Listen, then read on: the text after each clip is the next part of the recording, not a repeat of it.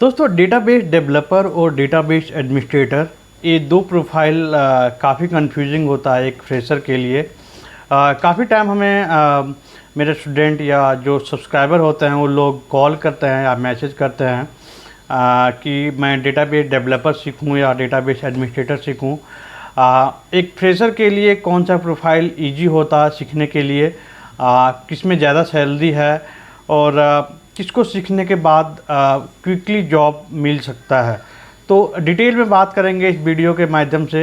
Basically एक fresher को क्या सीखना चाहिए। तो अभी तक फटाफट वीडियो को लाइक नहीं कीजिए, लाइक कर दीजिए, और चैनल को सब्सक्राइब नहीं किए हैं तो सब्सक्राइब कर दीजिए, और फेसबुक पे देख रहे हैं तो पेज को लाइक कीजिए। तो डेटाबेस डेवलपर क्या होता है कि डेटाबेस के रिलेटेड एक्टिविटी को डेवलप करता है, डेटाबेस रिलेटेड ऑब्जेक्ट को डेवलप करता है। जैसे कि database developer store procedure create करता है, फंक्शन क्रिएट करता है, या ETL का फ्लो क्रिएट करता है, पैकेजेस क्रिएट करते हैं, डिफरेंट सोर्सेज से डेटा को ला के एक डेटा वेयर हाउस में लोड करते हैं। तो एक कोर जॉब होता है डेटाबेस डेवलपर का, शॉर्ट फॉर्म में मैं बोलूँ तो।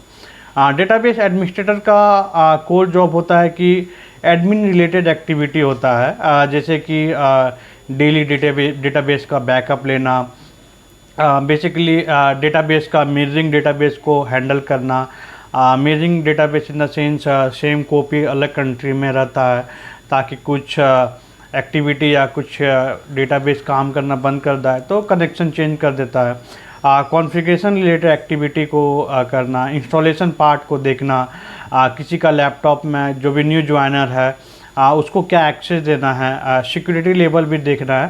तो शॉर्ट टर्म में बोल सकते हैं कि डेटाबेस एडमिनिस्ट्रेटर का एक बेसिकली एडमिन रिलेटेड काम होता है।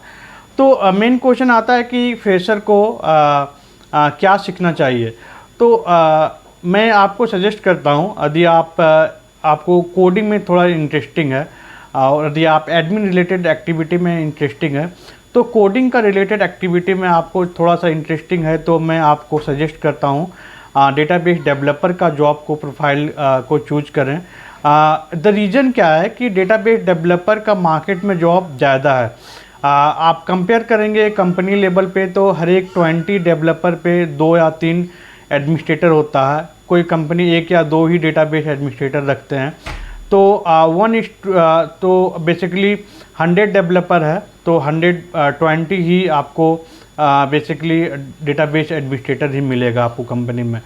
तो जॉब अपॉर्चुनिटी काफ़ी ज़्यादा है डेटाबेस डेवलपर में, और डेटाबेस डेवलपर में बेसिकली अपॉर्चुनिटी कैरियर ग्रोथ भी ज़्यादा होता है। आप डेटाबेस एडमिनिस्ट्रेटर में जाएंगे तो वहाँ पे एडमिन रिलेटेड वर्क में ही आप वहाँ पे रहेंगे, और डेटाबेस डेवलपर में काम करेंगे तो आप बेसिकली डेटा आर्किटेक्ट बन सकते हैं, डेटा साइंटिस्ट में मूव कर सकते हैं। जॉब प्रोजेक्ट नहीं है तो डेटा एनालिस्ट का जॉब में भी स्विच कर सकते हैं, क्योंकि आपको कोडिंग का एक्सपीरियंस है।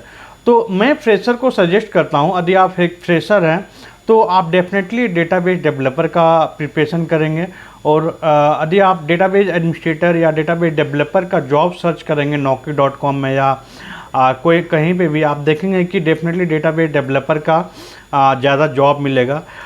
सैलरी वाइज बात करेंगे तो हाँ, डेटाबेस एडमिनिस्ट्रेटर का क्या एक एडमिन रोल होते हैं तो थोड़ी सी रॉयल जॉब होते हैं, वहाँ पे पैकेजेज थोड़ा सा ज़्यादा रहेगा स्टार्टिंग। बट डेटाबेस डेवलपर यदि आप 2 या 3 साल का एक्सपीरियंस हो जाता है, आप बहुत सारे मल्टीपल टेक्नोलॉजी आप सीख जाते हैं, तो डेफिनेटली आपका DBA से ज़्यादा जॉब पैकेज हो जाएगा।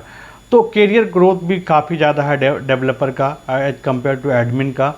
तो मैं सजेस्ट करता हूँ आप डेटाबेस डेवलपर ही बने, ना कि डेटाबेस एडमिन बने, यदि आप फ्रेशर है। और ये मेरा पर्सनल एक्सपीरियंस है। उसके बाद भी क्वेश्चन है, डाउट है कि क्या सीखना चाहिए, तो आप हमें कमेंट के थ्रू पूछ सकते हैं। मैं अलग से डिटेल में वीडियो बनाऊंगा कि डेटाबेस डेवलपर को क्या सीखना चाहिए और डेटाबेस एडमिनिस्ट्रेटर को क्या सीखना चाहिए। तो इस वीडियो में बस इतना ही। धन्यवाद। Thank you so much.